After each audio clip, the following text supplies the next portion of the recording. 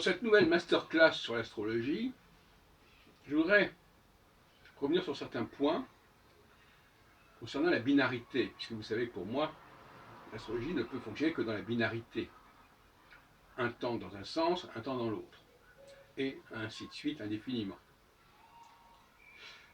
Jusqu'à présent, dans mes exposés précédents, je n'avais pas suffisamment mis en évidence cette binarité. Il faut savoir qu'il y a deux phénomènes inverses. Finalement, penser l'astrologie, c'est penser l'inversion des choses. Une chose dans un sens, une chose dans l'autre. Ça, c'est la grande philosophie de l'astrologie. Un coup dans un sens, un coup dans l'autre. Alors, dans un premier temps, en phase yin, qui correspond avec l'orbe qu'il faut considérer, à la conjonction entre Saturne, qui est l'élite, et l'étoile, qui est le peuple, qui est la collectivité, qui est l'ensemble, qui est la masse. En phase yin, on essaie de sélectionner les meilleurs, de faire apparaître les meilleurs éléments d'un groupe. Alors que dans la phase yang, on va essayer d'évacuer les éléments les plus faibles, les moins intéressants, les moins valables.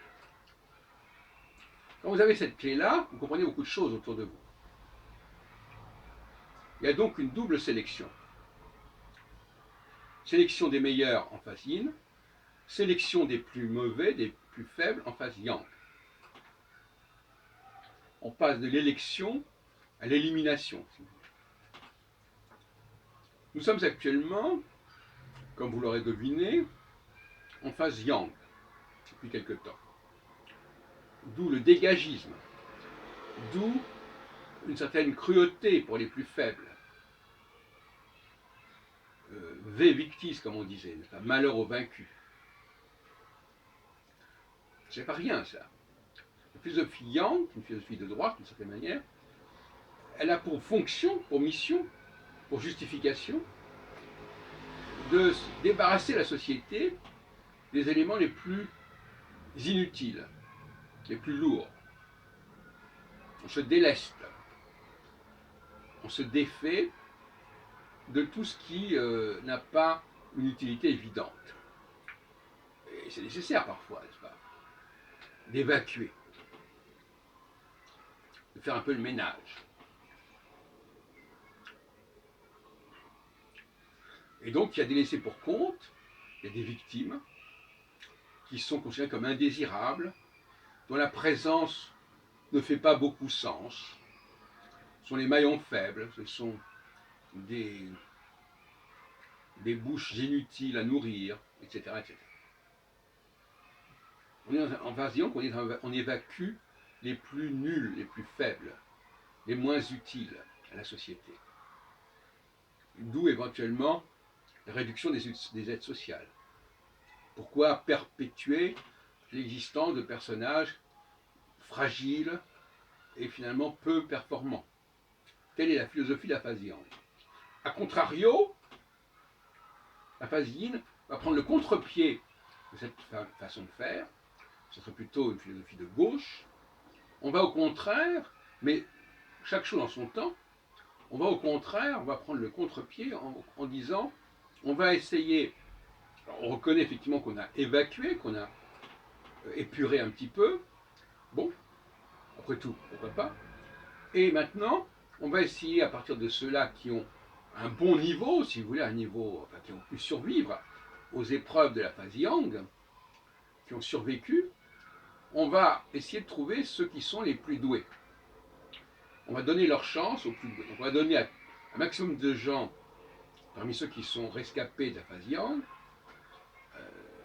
les mêmes connaissances, les mêmes conditions, et on va opérer une sélection des meilleurs. Et une fois qu'on aura opéré une sélection des meilleurs, eh bien on passera en phase yang, justement. Et en phase yang, on va faire une sélection des plus faibles. Et on va les éliminer, on va les mettre sur la touche. En tout cas, on va essayer qu'ils ne coûtent pas trop cher à la société et qu'ils ne posent pas trop de problèmes. On va les marginaliser. voilà le circuit tel que je le conçois aujourd'hui. Ça permet de comprendre qu'à certaines époques, les sociétés sont prises d'une fièvre d'évacuation des éléments les plus douteux, et à commencer par exemple l'immigration. La, la politique actuelle italienne, par exemple, le ministre de l'Intérieur, le ministre de l'Intérieur italien, qui propose d'évacuer sur 4-5 ans 500 000 étrangers, typiquement Yang. Et ça vaut ce que ça vaut. Je veux dire par là que, voilà, c'est l'idée, il faut se délester. Vous connaissez ma théorie du ballon. Pour pouvoir monter, il faut enlever des lestes, enlever des poids. Se débarrasser. On va se débarrasser d'éléments finalement parasitaires et qui coûtent cher à la société. Mais non, d'une autre. Alors ça pourrait évidemment aller très loin. Je vous rappelle le film Soleil Vert qui va assez loin dans ce sens. Et l'euthanasie, par exemple. Les malades, les handicapés mentaux, tout ça a fait l'objet de toute une politique à l'époque des nazis, par exemple. Mais il faut la comprendre dans ce sens-là. Ce n'est pas une façon de les disculper.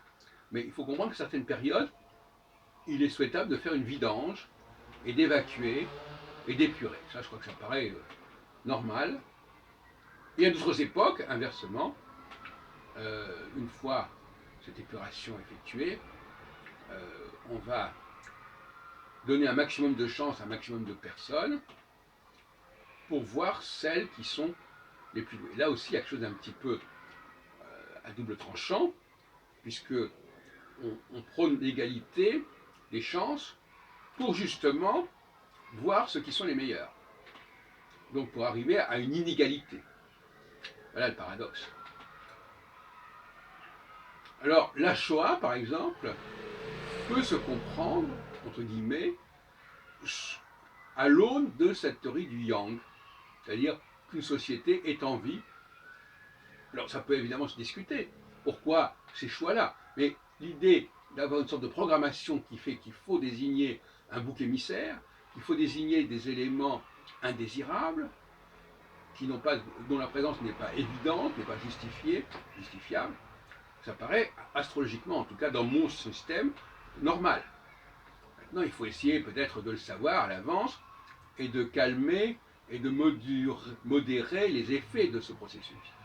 Et inversement, dans l'autre sens, le fait de donner leur chance à des gens de façon très large peut sembler un investissement excessif, mais au bout d'un certain temps, de toute façon, il va y avoir une sélection.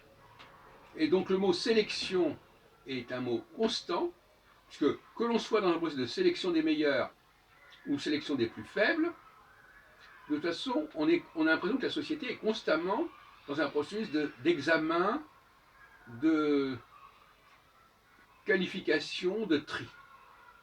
Tri dans un sens, tri dans l'autre. Voilà ce que je voulais dire.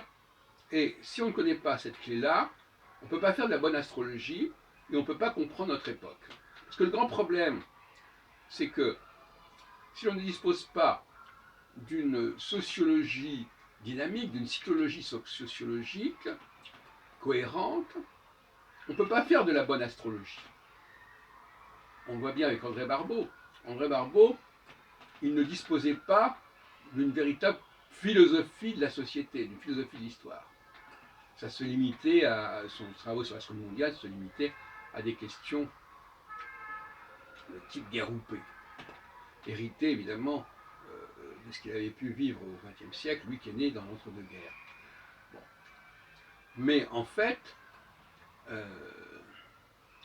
il y a des enjeux beaucoup plus intéressants qui sont sociologiques et qui sont des enjeux qui ont existé tout au long de l'histoire de l'humanité. Ce n'est pas une astrologie mondiale axée sur les événements du XXe siècle, comme l'a fait André Barbeau. Et puis, bien entendu, le grand reproche qu'on fait à André Barbeau, c'est qu'il a utilisé un très grand nombre de... Bon, enfin, il a l'avantage, et je le reconnais, d'avoir utilisé effectivement beaucoup de facteurs, mais d'avoir cherché une synthèse. Synthèse par un coefficient regroupant les processus de 5 planètes.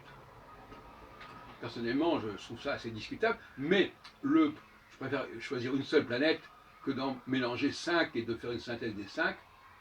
Mais l'idée générale de trouver un mouvement unique qui va dans un sens ou dans l'autre, ça me paraît excellent, bien entendu.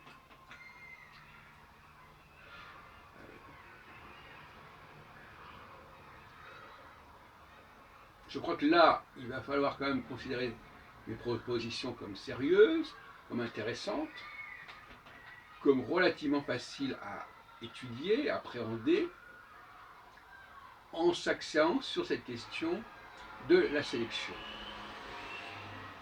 de l'émergence, soit, dans le cas de Macron, c'est intéressant, parce que Macron, on lui a donné ses chances, hein, en phase-in, on lui a donné ses chances, on l'a pris au secrétariat général de l'Élysée, puis après, comme ministre de... etc. Et puis après, ça c'est en phase-in, et après en phase-yang, ben lui, il essaie de faire un peu le ménage. Voyez-vous. Donc, ça va, voyez-vous, la même personne peut être montée grâce à la phase-in, et ensuite évacuer les autres en phase-yang.